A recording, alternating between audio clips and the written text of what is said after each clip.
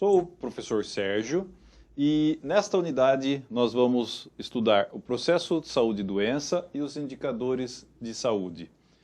Os tópicos abordados nessa unidade serão a história natural da doença, os níveis de prevenção, como é feita a promoção de saúde na modernidade e o que são determinantes sociais de saúde.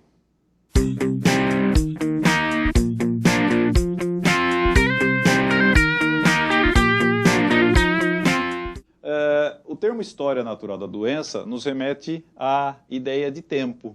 Quando nós analisamos o termo história natural da doença e fragmentamos isso e analisamos a posição das palavras, história diz respeito ao tempo em que a doença se desenvolve.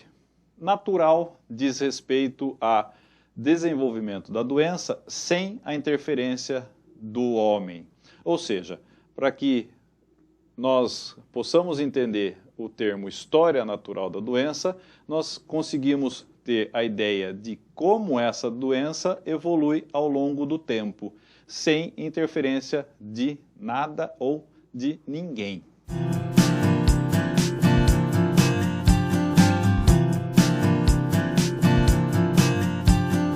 Dentro da ideia de história natural da doença, nós conseguimos entender que um processo de formação de doença, ele pode ser dividido inicialmente em dois grandes períodos. Um período que nós vamos chamar de período epidemiológico ou período pré-patogênico. Ou seja, nesse momento nós analisamos quais são as possíveis causas que podem levar um indivíduo a ficar doente. Ou seja, nesse momento, nós conseguimos entender que esse indivíduo não está doente, mas pode estar ou não em condição de desenvolver a doença.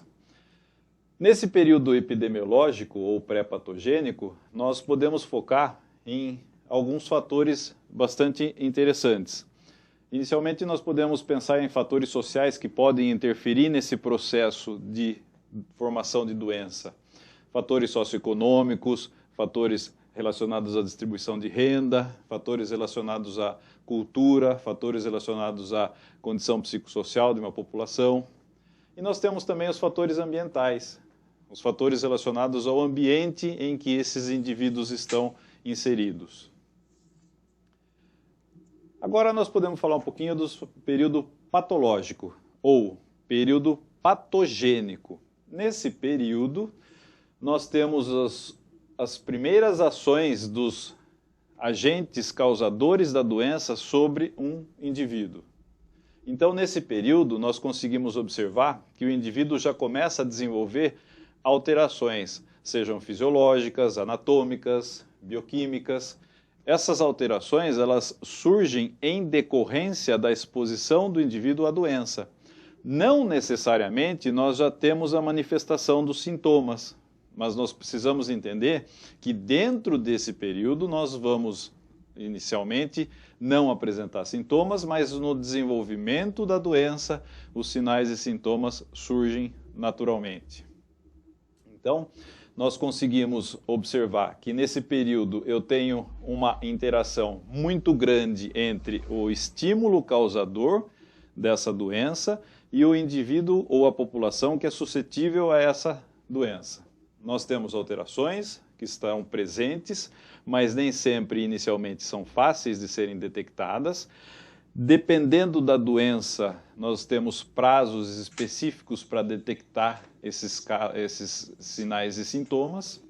E nós temos a ideia da cronicidade, ou seja, a partir desse período patológico, nós conseguimos entender que doenças podem desenvolver com mais tempo ou menos tempo.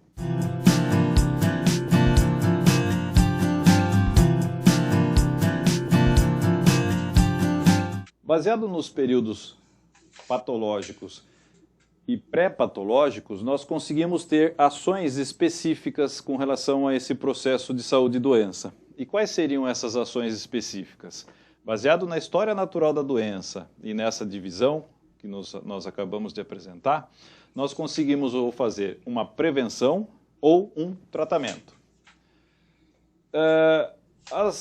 Os períodos, baseado nessa ideia de período, o período patológico, então, é o período onde nós estamos suscetíveis à ação da doença, é o período onde nós podemos estar fazendo ou tomando iniciativas para prevenir o processo. São momentos onde nós estamos tomando ações ou tendo ações relacionadas à promoção de saúde e proteção. Promoção de saúde nada mais é do que ações que levam a você a desenvolver melhor condição de saúde. Pode ser atividade física, uma nutrição adequada. Já a proteção específica são ações mais específicas voltadas contra determinadas doenças, como a vacinação. Essas ações, elas também são chamadas ou de atenção ou de prevenção primária. Já dentro do período patológico, que nós podemos subdividi-los ainda em 3 fases, né? Nós teríamos as ações relacionadas à atenção ou prevenção secundária. Ou seja, são ações que estão relacionadas a diagnóstico e tratamento da doença. Ou seja, nesse momento nós pensamos em levar à cura ou diminuir o dano que essa doença está causando no indivíduo. Então nós precisamos ter um diagnóstico precoce e eficiente e nós precisamos ter tratamentos também eficientes. E por último, a fase residual ou o período de atenção ou prevenção terciária. A partir do momento que nós desenvolvemos uma doença, nós vamos ter algumas opções. Uma delas é a cura e outra opção seria o desenvolvimento de sequelas, sejam elas físicas, emocionais. Dessa forma entra o período de reabilitação, que visa o desenvolvimento de condições para que esse indivíduo seja novamente inserido na sociedade.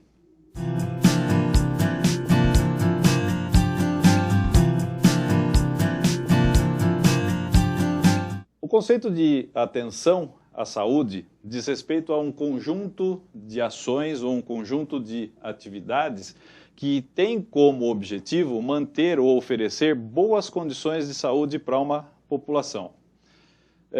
Nós conseguimos entender que o conceito de atenção à saúde não é específico a serviços de saúde.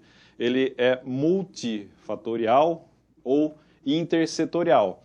Dessa forma, nós conseguimos entender, por exemplo, que para que eu consiga desenvolver boas condições de saúde, eu não preciso ter apenas acesso a medicamento. Eu preciso ter também acesso à condição de saneamento básico. Isso já não é responsabilidade de serviços de saúde, isso é estrutural. Nós temos aqui alguns exemplos de programas que são oferecidos pelo Ministério da Saúde com a ideia de oferecer ou de melhorar a atenção à saúde da população.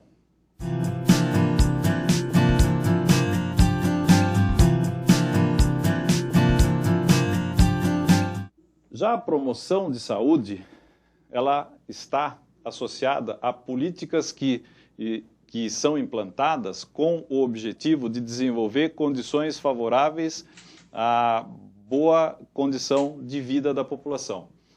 Na promoção de saúde, nós evitamos as causas que podem estar relacionadas ao processo saúde e doença.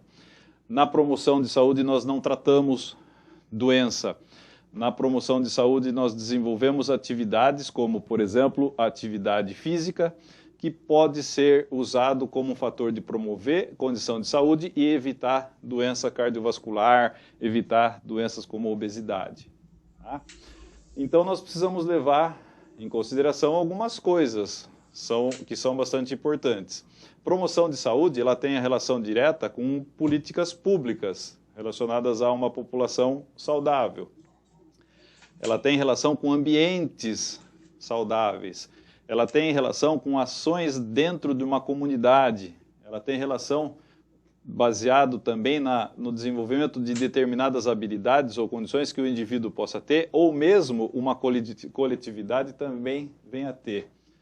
E por último, não menos importante, Ainda podemos associar a promoção de saúde com serviços de saúde, que desenvolvem determinadas atividades para que esses indivíduos desenvolvam saúde e não evitem a doença. Dentro do processo da história natural da doença, nós temos uma questão bastante importante, que são os determinantes sociais de saúde. Ou seja, fatores sociais, econômicos, étnicos, fatores culturais, fatores associados ao comportamento das pessoas interferem diretamente sobre o risco de uma população adoecer. Dependendo de como a população se expõe a esses fatores, nós aumentamos a chance dela desenvolver doença. Desigualdades sociais, elas estão presentes na grande maioria das populações. Dessa forma, o acesso a essas condições é diferente e dessa maneira nós conseguimos entender que esse processo interfere de maneira diferente no processo da história natural da doença. Dependendo de como nós nos expomos aos aspectos físicos, psicossociais, de como nós nos interagimos com a nossa sociedade, como que nós nos relacionamos dentro da nossa comunidade, nós podemos amenizar ou não o risco de ficarmos doentes.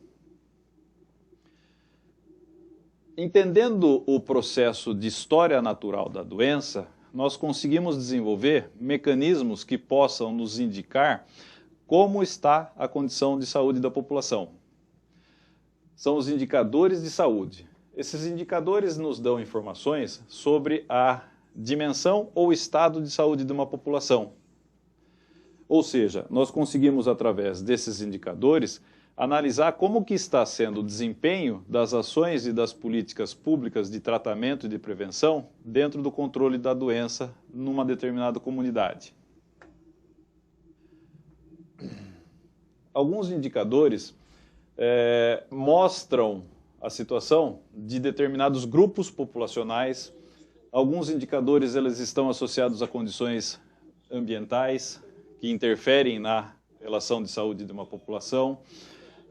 Esses indicadores eles podem oferecer também condições de entender como estão sendo alocados os recursos e os recursos financeiros e o material humano relacionado a tratamento e prevenção.